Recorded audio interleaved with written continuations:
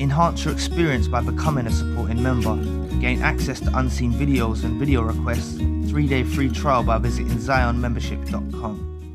Ones, empaths, what you got to understand is you're often misunderstood by many of those around you, and it's been this way since you was a child. You see, people have always misunderstood you. And it's because you have an anointing on your life. It's because you're a chosen one that these individuals that are not, radiating at your frequency, that they're not on your level, right, often misunderstood you. Some people that may understand you to a certain degree might have classed you as an old soul, or they might have said, oh, you've got an old soul, or something of that nature. But even those people don't really fully understand you. Oftentimes, narcissists, regular people, they often misinterpret your love. They don't understand even the love that you have in your spirit, the love that you give, right? They often misunderstand your actions. They think you're up to something, or oftentimes, because if you encounter people that are they'll be wary of you, because you're kind, you're genuine, you're pure, you're empathetic.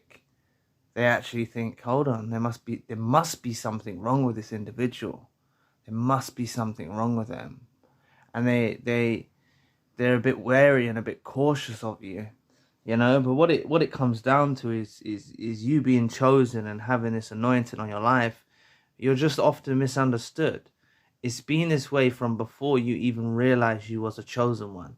Looking back in retrospect, to your school days, right? Going back to your school days, teachers misunderstood you. They might have said you was a troublesome child, right? They might have said, that you had ADHD, or they might have misdiagnosed you with some disorder when you was a child, or they might have said that you had certain issues as a child. Everything's always misinterpreted by the regular people, toxic people, narcissists, whatever. They can't grasp your comprehension. Your comprehension is so great, yet you still have a finite mind in comparison to God and the universe. But your comprehension of the world and everything in it is so great, So you should be proud of that. And what it's going to boil down to and come down to is it's going to take someone like real, authentic, true, to see the best in you and understand you, right? And also they need to be patient with you. You see, even if two genuine people get together, two authentic people get together, both of them need to be patient with one another, because if both of them are empaths or both of them are chosen, both of them need to be really patient with each other, especially if they've been through narcissistic abuse or whatnot. They need to be patient with each other and understand that sometimes they'll even be wary of other chosen ones. You see, chosen ones can appear in a certain way, right? Almost like it's too good to be true kind of thing, right? That's often how you're interpreted. But if you're patient and you ask for guidance, and you ask for guidance from the universe, or you ask for guidance from God, it will help aid the relationship with you and a fellow empath, because it takes work. All relationships take work, right? But one thing is for sure, is that an empath or a chosen one, a fellow empath or a chosen one, will understand you to a greater comprehension than what most people do, right? They will understand you better, right? And that's what it's about. It's about finding relationships where people understand you genuinely for who you are, If they're not chosen or they're not empaths, they'll misinterpret your actions. They'll take it that they need to be wary of you. They'll take it as they need to be cautious of you. They'll take it as you're trying to insult them.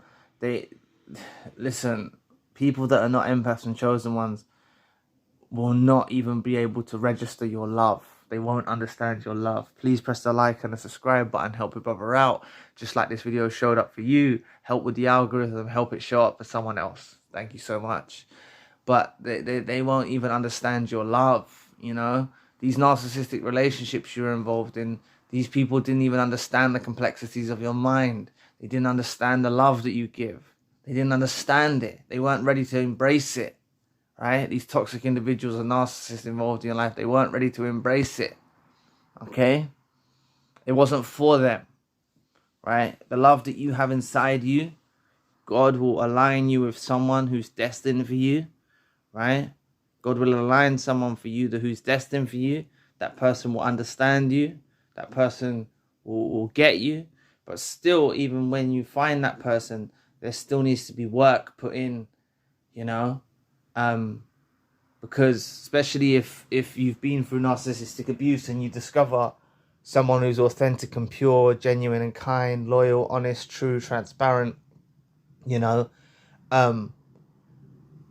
you might think that there's an agenda or a motive behind them, you know, because you're accustomed and used to dealing with parasites.